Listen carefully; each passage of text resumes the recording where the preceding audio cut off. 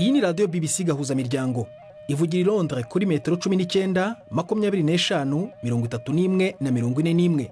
Ivugira ku mirongo ya FM mu karere k'ibiyaga bigari no kuri interineti kuri bbcgahuza.com.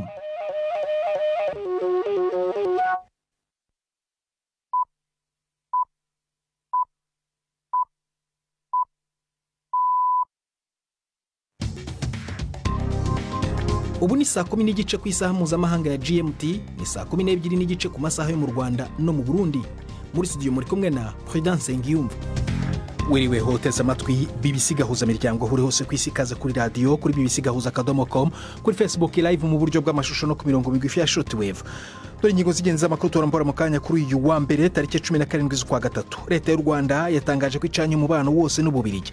Ni ikindi kimenyetso cy'ubushyamirane butewe n'ibirego bishinjwa u Rwanda ko rushyigikiye inyeshyamba z'umutwe wa M23 mu ntambara u Rwanda na Leta ya Repubulika ya Demokarasi ya Kongo. Hagati aho umuryango w'ubumwe bw'ibihugu by'Uburayi EU wafatiye ibihano abantu 9 biganjemo abari mu gisirikare cya M23 no mu ngabo z'u Rwanda. Turajya no mu Burundi ahari kubera irushanwa ry'uburanga rizwi nka Miss Burundi ku nshuro ya mbere nyuma y'imyaka 2 rihagaze. Ariko se kurushanirwa ubwiza bifite kamaro ki? Miss Burundi iraho nk'urubuga rufasha umwigeme w'umurundi kazi kugira ngo abe by'ukuri umwigeme w'akaranga kandi muserukizi, kuko ni henshi ashobora gushika bakiri muto. Iyo bashoboye rero kumutegura neza bakamwigisha imico n'akaranga y'u Burundi, bakamwigisha ivyo Burundi bufise ushobora kuratira ibindi bihugu. Hari navugwa mu mikino aho Newcastle yarangije imyaka 70 itegereje igikombe icyo cyose.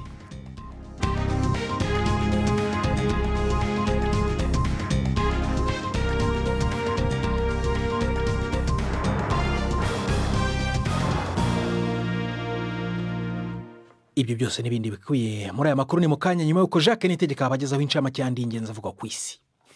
Guhera uyu munsi u Rwanda rwahagaritse umubano wose rufitanye n'Ububiligi mu rwego rw'ububanyi n'amahanga.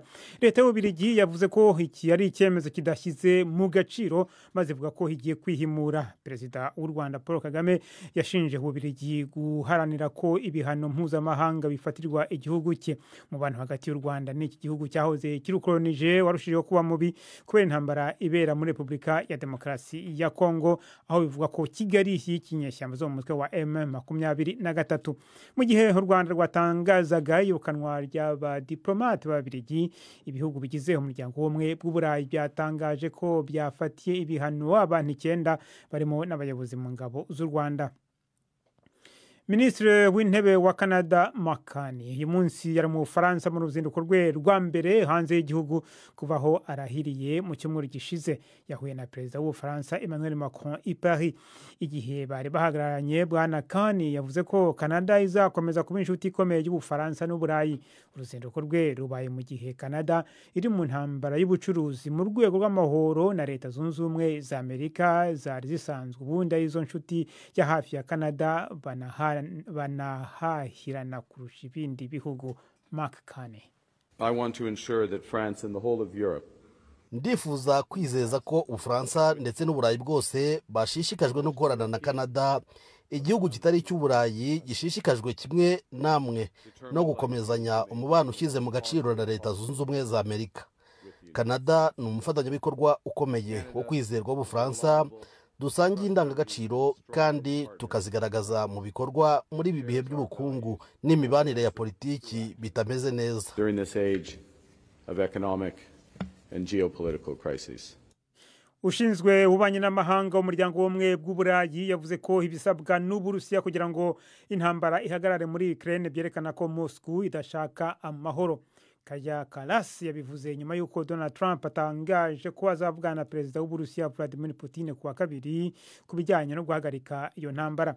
Mbere y'inama y'abaminisitiri b'ububanyi n'amahanga w'umuryango w'ubumwe bw'ibihugu by'Uburayi Buruseli, Madame Kallas yavuze ko ibisabwa n'Uburusiya kugira ngo habeho amasezerano yo guhagarika imirwano bikubiyemo intego zose z'intambara Uburusiya bwashoje kuri Ukraine.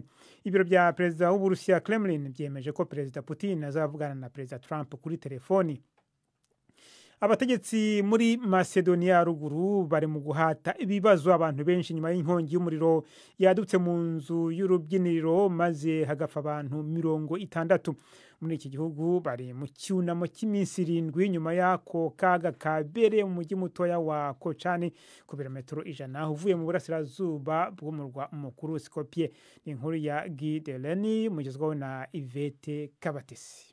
Abayobozi ba North Macedonia bijeje ko nta korobanura mu bazakorwaho iperereza ku nkongi y'umuriro yisha abantu. Ubu abamaze gutabwa muri yombi bararenga 10 mu gihe abashinjacyaha bashakisha kugeza imbere y'ubutabera ababikoze.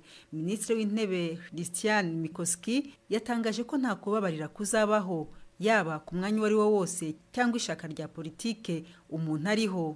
Hari uwahoze ari ministre wamaze guhamagazwa kugira ngo ahatwe ibibazo ku bijyanye n'uruhusha rwo gukora rw'akabyiniro ka Pars kari mu mujyi wa Kochani. Hari kandi n'abayobozi muri guverinoma yacyuye igihe naba bamaze gutabwa muri yombi ndetse na nyirako kabyiniro. Hagati aho benshi mu bakomerekeye muri iyo nkongi baracyari mu bitaro. Inzego z'ubuzima muri Libani ziravuga ko umuntu umwe yapfuye abandi 3 barakomereka mu gitero cy'indege zitagira abadereva cya Israel mu majyepfo ya Libani. Igisirikare cya Israel cyavuze ko kibasiye abarwanyi 2 ba Hezbollah bayoboraga ibitero ku ngabo zacyo. Ibi bibaye nyuma y'umunsi umwe havuzwe urupfu rw'abantu 4 baguye mu bitero bya Israel mu gace kamwe. Umuryango w'ubumwe bw'ibihugu by'Uburayi watangaje ko ugiye kongera inkunga uha Syria nyuma y'ihirikwa mu kwezi kwa 12 gushize kwa Perezida Bashar al-Assad. Umukuru w'akanama k'umuryango w'ubumwe bw'Uburayi Ursula von der Leyen yabwiye inama y'abatera nkunga i Buruseli ko abaturage ba Syria bakeneye ubufasha kuruta mbere. Yasabye abayobozi b'inzibacyuho ba Syria barangajwe mbere na Ahmed al-Sharaa gushyiraho ubuyobozi abaturage bose biyumvamo butarimo amacakubiri ashingiye ku idini. Abagize guverinoma nshya ya Syria bitabiriye iyo nama. Umuryango w'ubumwe bw'ibihugu by'Uburayi wakuyeho ibihano bimwe na bimwe byari byarafatiwe Syria kandi uvuga ko ibindi bizakurwaho bitewe n'ibikorwa by'ubuyobozi bushya bw'iki gihugu. Urakoze Jacques Netreka akora amakuru ya BBC.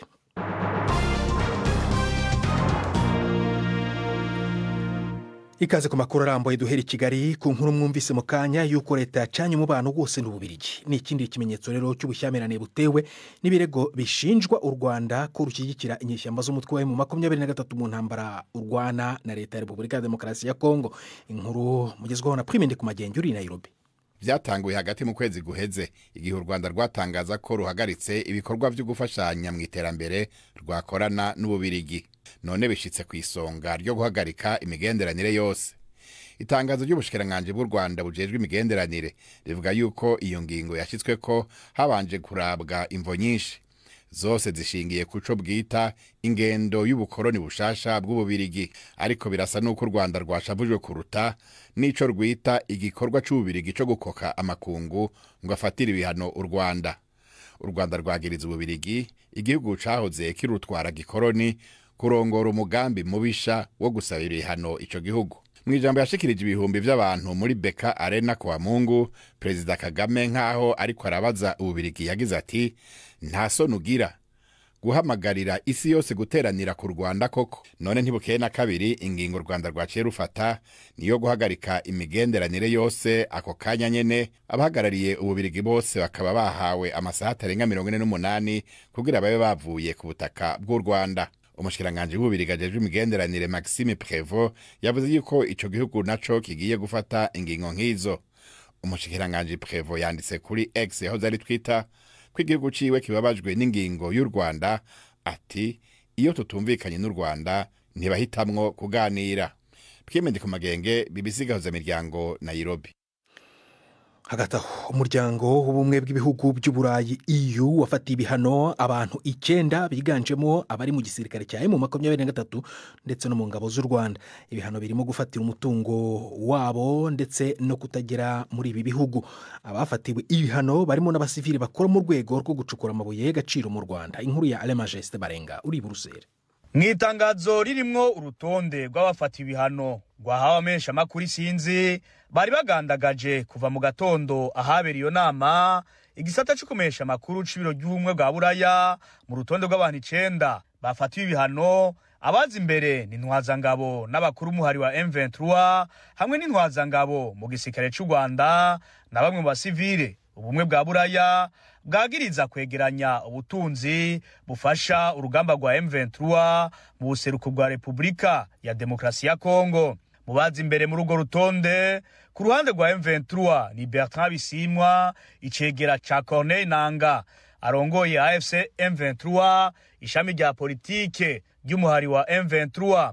Colonel John Zenze ajejwe igisata cigendereza muri M23 kizwi nka GD mu mvugo y'igisirikare. Colonel Joseph Bahati Musanga azwi nka Colonel Bahati Erasto aruswe kugenwa kurongora intara ya Kivu ya ruguru na M23. Uyo asanzwe ari kandi n'umuhanuzi yihariye wa General Sultan Makenga arongoye abagwanyi ba M23.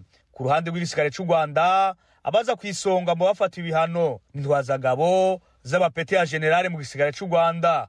Umwe bwa Buraya ubagiriza gufasha umuhari wa M23 mu vya gisirikare. Mubazi imbere ni General Major Ruki Karusisi Batazira Roki yahora arongoye abasirikare badasanzwe b'u Rwanda, Force Speciale mu rurimi rw'igifaransa, amabanga aheruka gukurwamwo mu ndwi iheze. Abandi ni General Major Nkubito na General de Brigade Pascal Muhizi. Umwe bwa Buraya avuga ko bari mu barongoye ingabo z'u Rwanda zagiye gufasha M23 mu buseruko bwa Kongo.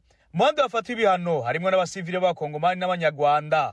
Umwe bwa Buraya bwagiriza kwegeranya uburyo n'abagwanyi mu buseruko bwa Kongo. Ku ruhande rwa M23 haza Desire Bukomera ajejwe propagande mu hari wa M23. Jean Bosco Nzobona Impa Mupenzi ajejwe igisata c'ubutunzi mu hari wa M23. Ku ruhande rw'u Rwanda mu basivile ni Francis Kamanzi arongoye ishiramwe rya leta ry'u Rwanda rijejwe ubutare agataka n'ibikomoka ku peteroli hamwe n'ishiramwe Gisabo Golf Raffinery rikora urudandazwa rw'inzabu rufise icicaro Kigali mu Rwanda. Ubumwe bwa Buraya buvuga ko bafata ibihano byo gufatirwa ubutunzi bafise ku mugabane wa Buraya no kubuzwa gufata ingendo mu bihugu bigize uwo muryango. Iryo tangazo rikavuga kandi ko nivyaba ngombwa n'izindi ngingo zizofatwa kuberwa bose n'ico bise kuvogera ubusugire bwa Repubulika ya Demokarasi ya Kongo. I Buruseli mu Birigi, Alain Majesté Barenga. Tugeze ku isaa moya zibura iminota 18 mu Rwanda no mu Burundi. Iyi ni BBC gahuza miryango yumva no kuri Kisoro FM muri Uganda. Mu kanya turakomeza n'amakuru arambuye turajya mu Burundi. BBC gahuza miryango Igoma ni kuri FM 93 n'ibice 8. Reka duhere mu burasirazuba bwo hagati aho inama y'abaminisitiri muri Israeli yitezwe kwemeza icyemezo cya minisitiri w'intebe Benjamin Netanyahu cyo kwirukana umuyobozi w'urwego rw'umutekano w'igihugu mu minsi iri imbere. Iki cyemezo kirerekana amacakubiri ari ku kibazo cyo kumenya ugomba kuryozwa ibibazo byateye igitero cya Hamas cyasembuye intambara muri Gaza. Inkuru ya Yandinel uri Yerusalemu murayumva mu ijwi rya Florentine Kwizera. Ingingo y'umushikiranganje wa mbere yo gushaka kwirukana umukuru w'urwego rujeje umutekano w'imbere mu gihugu ije mu gihe Israel igeze ku kibazo cyo kwiyumvira gusubira gutera Gaza, aho bibaza yuko gushika ubu hasigaye abantu 24 bagize ingwati. Ariko umushikiranganje wa mbere Benjamin Netanyahu yavuze yuko atacizera gifitiye Ronen Bar aramutswa urwego Shin Bet mu kumusubiriza mu nkoko. Uwo mukuru w'urwego rw'umutekano hagati mu gihugu yavuze yuko icakeneye gusa ari icizere c'abanyagihugu ba Israel. Umushikiriza amanza mukuru wa leta ya Israel yerekanye yuko hashobora kuba inzitizi kubera inyungu za bamwe n'abandi mu gihe urugwego rw'umutekano Shin Bet ruriko rukora amatohoza ku bakozi bo mu biro by'umushikiranganje wa mbere. Mu ntango z'uku kwezi icegeranyo ca Shin Bet cerekanye yuko muri urwo rwego nyene habaye kutitaho ibimenyetso vyari vyagaragaye imbere y'igihe byari gutuma bagira ikebwe ku nteguro y'ibitero vya Hamas byo mu kwezi kwa 10 muri 2023. Ariko kandi urwo rwego rutunga gatoki utunenge ruvuga yuko turi mu mategeko ya leta ya Israel. tujye mu Burundi nk'uko nanimbaze kubibabwira mu kanya aho nyuma y'imyaka 2 hataba irushanwa ry'uburanga rizwi nka Miss Burundi ryongeye gutegurwa mu gihugu. Abakobwa barenga 100 nibo baryitabiriye, hanyuma Gildas Yihundi Mpundu akabaganira na Rosaline Kamariza uyobora umuryango Ingo wanateguye ihiganwa akadutegurira inkuru ikurikira. Rosaline Kamariza arongoye ishirahamwe Ingo ririko rirategura ihiganwa Miss Burundi ry'umukobwa mwiza kandi aciye ubwenge. Yatanguye anyiganira ingene abigeme bagitavye bangana naho ihiganwa rigeze. Abigeme bitavye bose hamwe yari 106, umwe gusa ntiyakwije ibisabwa, turavuga ko 105 nibo babandanyije, nibo bashoboye kugenda mu audition gice ca mbere, novuga ngo aho tugenda turabayungurura turavye ibisabwa tukumviriza n'imigambi yabo. Uno munsi tugeze mu gice ca 4 gishiri ca mbere, hanyuma mwari mumbajije ibijanye n'igice ca nyuma ariyo final kizoba mu kwezi kw'indwi itariki 25 ngayi Bujumbura. Harabibaza ko ihiganwa Miss Burundi ataciri mari igihugu, ariko Rosaline Kamariza asigura ko nyabuna ari kirumara rwose. Miss Burundi iraho nk'urubuga rufasha umwigeme w'umurundikazi kugira ngo abe vy'ukuri umwigeme w'akaranga kandi muserukizi, kuko ni henshi ashobora gushika bakiri muto. Iyo bashoboye rero kumutegura neza bakamwigisha imico n'akaranga y'u Burundi, bakamwigisha ivyo Burundi bufise bushobora kuratira ibindi bihugu, abari wa wundi ashobora gushika kure hashoboka no mu mahanga aserukira Burundi abuvuga neza, yerekana ivyo kumbure bajye baba bagenda guserukira Burundi bataba bashitseko, kuko abafise ubwo buto, abafise ubwo bumenyi ariko akura mu ishuri no kuba yaherekejwe. Rero nta wovuga ngo ni ibintu vya show gusa. Muri kase twarabonye aho abatowe bagenda bamera nk'abidoga yuko uburyo bemerewe bataburonse bwose kugira barangura imigambi neza. Iki mwaraciyumviriye ko mutegekanye iki? Twarabonye vy'ukuri yuko iyo bahejeje gutorwa ujya munsi wa kuhonwa uvuyemwo haraba gacerere mu minsi kurikira. Ntabaraba umuntu akomeye canke ngo abe umuntu yishoboje kurangura umugambi wenyene, nico gituma twashizeho umwaka wose wo kubakurikirana. Turi kumwe nabo babafashije kuronka izo nyigisho zitandukanye kugira ngo barangure imigambi yabo neza. Tuzobafasha mwishigwa mu ngiro giyo migambi kugira ngo nibagera gutanga iriya kuhona umwaka uheze mu mezi 12 bashobore kwerekana ivyo bashikanye. Umukobwa azokwambika urugori rwa Miss Burundi azoronka ibahasha y'imiliyoni 25 z'amarundi, ahabwa umuduga ukoreshwa n'umuyaga nkuba, yongera aherekezwe mu gushira mu ngiro umugambi wiwe. Icegera ciwe ca mbere azoronka miliyoni 15, ica kabiri nawe aronka miliyoni 10. Gildas Yihundi Mpundu Bujumbura. Urakoze Gildas. Tuve mu Burundi tujye muri Tanzania. Igihugu kizavugwa cyane mu rwego rw'umupira w'amaguru mu myaka 2 iri imbere, igihe kizafatanya kwakira irushanwa ry'igikombe cy'Afrika mu mupira w'amaguru ku nshuro ya mbere hamwe na Kenya ndetse na Uganda. Hari ikizere ko iri rushanwa rizaba ikitegererezo ku rubyiruko rufite impano mu mupira w'amaguru. Ariko Iruvuma mu majyepfo ya Tanzania umutoza umwe yamaze kwerekana ko afite imbaraga mu gihe ayoboye ikipe ye y'umupira w'amaguru, nubwo atabona kandi akaba atabona n'ibyo atoza abakinnyi. Inkuru ya Alfred Laxtek ndayibagezaho. Dribo. Kuri benshi umupira w'amaguru ugendera ku guhamya no guhindukira bwangu mu kibuga, ndetse abasesenguzi bawo iyo bavuga ku bakinnyi kenshi bakoresha ijambo icyerekezo cyangwa imboni vision. Ariko kuri Priva Ngonyani, umutoza ufite ubumuga bwo kutabona akaba atazi nuko baro isa, uyu mukino usobanuye byinshi ku buryo bwimbitse. Mimi binafsi kweli nshobora kuba ntareba ariko amatwi yanjye yo araryaye, ibyiyumviro byanjye biracyari byose. Ibi bituma menya ukina neza ndetse n'udatanga umusaruro uhagije. Nubwo atabona kuva yavuka, amaze imyaka 10 atoza ikipe Mfaranyiki City FC mu murenge uri mu cyaro. Igihe ikipe ari mu bikorwa byo gukusanya inkunga yo kwifasha, nibwo abakinnyi basabaga ko afata imirimo yo gutoza. Rugatus Mbawala ni kapiteni w'ikipe. Kile kitu anachokitoa kile dukurikiza ivyo atubwirije, ntidufatira ku bumuga bwiwe kugira duce kubiri n'ivyo umumenyereza adusaba gukora. Iyo atubwirije ivyo dukora, ndakora nk'ukurikirana ibiriko birakorwa mfatanije nabo turi kumwe mu mugwi.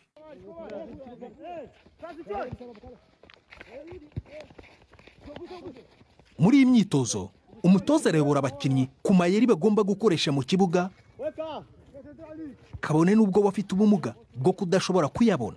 uyu mutoza avuga ko kumva kwe byamufashije kuba umunyamwuga, ashobora kumva abakinnyi ndetse n'abamwungirije mu batoza ku ntebe, kandi ibyo bigatuma agera ku ntego ze, ndetse yari no kuvuga abakinnyi be babanga amatwi bitonze. Wao wenyewe wamenichukulia mimi mwalimu. Abakinnyi banjye bambona nk'undi mutoza wese, rero iyo ngize umukinnyi shyiraho igitsure arabyemera kuko bamfitiye icyizere. Iki cyizere cyatumye tuba umuryango haba mu kibuga ndetse no hanze yacyo. Umuryango mpuzamahanga ushinzwe kwirinda ubuhumyi, International Agency for Prevention of Blindness, uvuga ko muri Tanzania hari abantu 290 batabona. Ariko rero hanze y'umupira w'amaguru, umutoza Priva watojwe no mu mwuga w'itangazamakuru afite izindi mbogamizi. Nimwe amahirwe y'akazi kubera ubumuga bwanjye bwo kutareba. Benshi mu bafite ubumuga muri Afurika bahura n'ihezwa. Abenshi bagorwa no kubona akazi kubera ko umuryango utabaha agaciro ndetse n'isoko ry'umurimo ridatanga amahirwe kuri bose. Nubwo ubutoza bwe abukora ku bushake nta bwishyu, abantu bo mu murenge we bamuha amafaranga yo kumufasha mu mirimo ye, akanaterwa ishema no kwerekana icyo ashoboye. Nifashisha umupira w'amaguru kugira ngo nereke abantu ko iyo duhawe amahirwe dushobora kugera kuri byinshi. Tembea clear chance. Ikipe ya Mufranyiki City FC ubiri gukina mu marushanwa yo ku rwego rw'akarere, ariko yizera ko umunsi umwe izazamuka ku rwego rwa shampiyona. Hagati aho umutoza Priva nawe afite indoto zikomeye mu myaka iri imbere. Miaka 5 mbele. Iyo ndebye mu gihe kizaza nibona nk'umutoza w'umupira w'amaguru ukomeye mu gihugu cyose. Mfite icyizere ko nshobora kugira akamaro muri imwe mu makipe akomeye, ariko kugira ngo mpagere nkeneye inkunga ikomeye. Coach Priva ari gutumbera kure, afashijwe n'abakinnyi ndetse n'umuryango we. Ni umutoza udatuma ubumuga bwe bwo kutabona buzitira intego yiyemeje.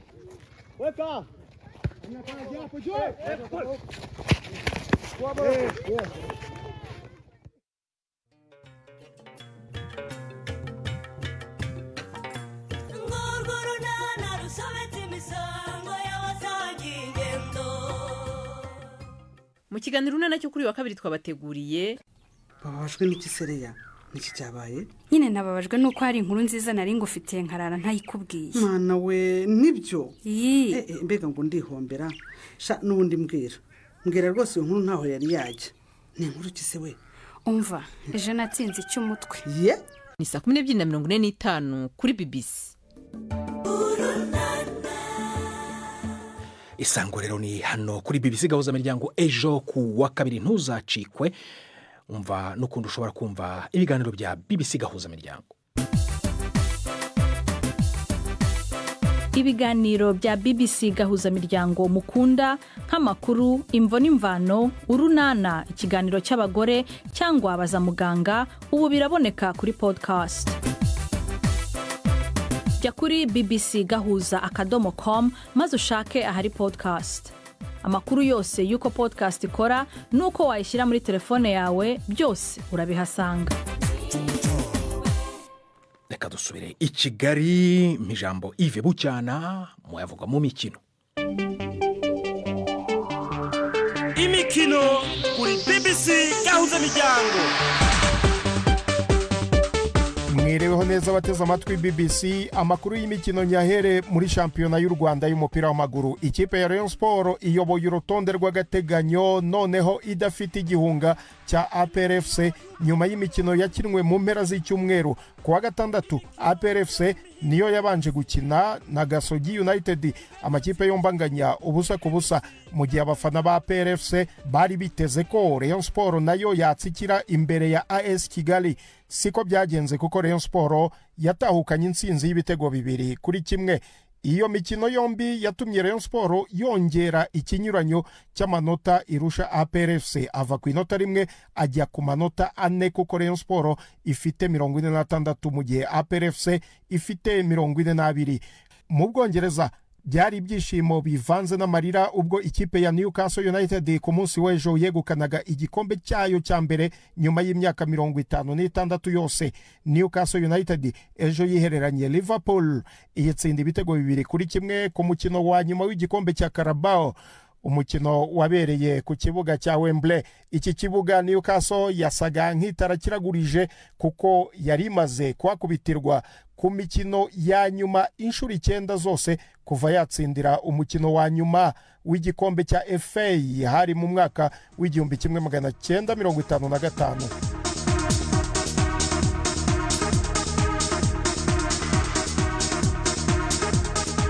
Nkomereze muri shampiyona y'Ubwongereza, kapitene wa Manchester United Bruno Fernandes ku munsi w'ejo yafashije ikipe ye kunyagira Leicester City ibitego 3-0.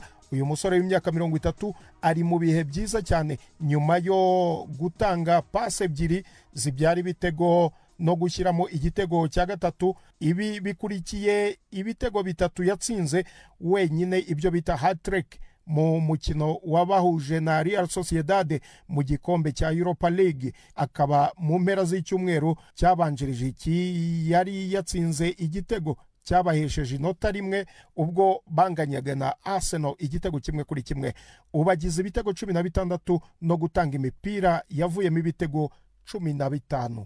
Mu yindi mikino, ikipe ya Tottenham ku munsi w'ejo yakubiswe na Fulham ibitego 2-0. Umutoza wayo Ange Postecoglou avuga ko ikipe ye itasifuriwe neza n'umusifuzi. Igitego rukumbi cyatsinzwe na Mikel Merino cyahesheje intsinzi ikipe ya Arsenal itsinda Chelsea ikomeza kugenda inyuma ya Liverpool. Hagati yazo harimo ikinyuranyo cy'amanota 12, mu gihe ikipe ya Chelsea yo ikizere cyo gukomeza gushyiramo ikinyuranyo kinini cy'amanota hagati yayo na Manchester City cyakomeje kuyoyoka kuko ubu ikiri ku mwanya wa 4 ariko irusha City inota rimwe gusa.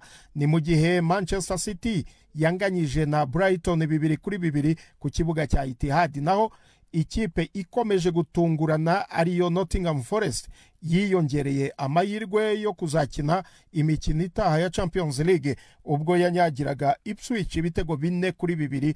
Ubu ikaba yicaye ku mwanya wa 3 irusha Chelsea amanota 5, ikarusha Manchester City amanota 6. Nsoreze mu gihugu cya Espanye, ibitego bya Lamine Yamal na Ferran Torres batsinze mu minota y'inyongera byatumye Barcelona yigaranzura Atletico Madrid itsinda ibitego 4-2. Ni ibintu abenshi batatekerezaga cyane abarebye uwo mukino kuko Barcelona yari yatsinzwe 2-0 kugeza ku munota wa 70. Ibi byatumye Barcelona ihita ijya ku mwanya wa mbere inganya amanota 60 na Real Madrid ikaza imbere kuko ifite ibitego byinshi izigamye. Real Madrid yo kuwa 6 yatsinze Villarreal 2-1. Ibitego byombi byatsinzwe na Kylian Mbappe. Ayo niyo y'imikino nabateguriye uyu munsi. Gendi Yves Bucyana.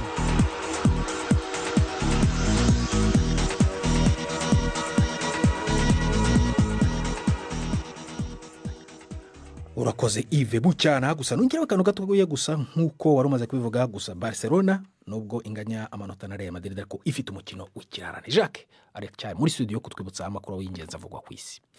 Ushinzwe ububanyi n'amahanga umuryango w'ubumwe bw'Uburayi yavuze ko ibisabwa n'Uburusiya kugira ngo intambara ihagarare muri Ukraine byerekana ko Moscow idashaka amahoro. Kaja Kallas yabivuze nyuma y'uko Donald Trump atangaje ko azavugana na perezida w'Uburusiya Vladimir Putin kuwa 2 ku bijyanye no guhagarika iyo ntambara.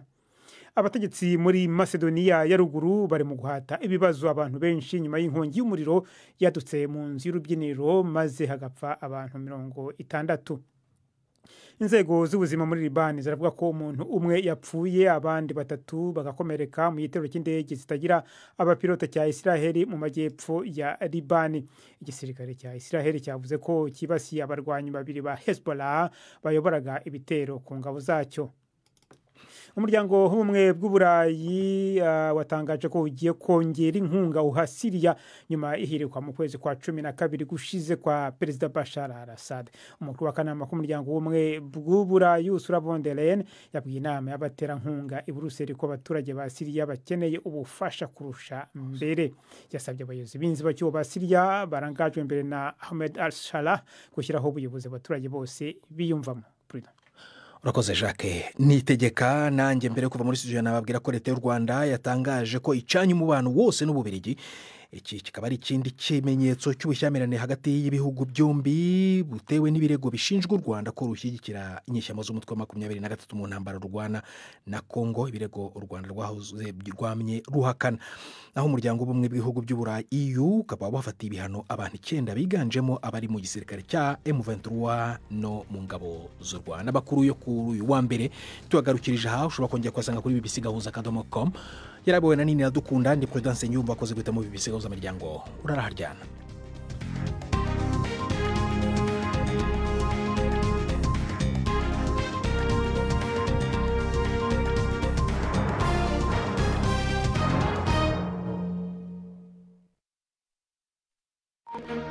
Thank you.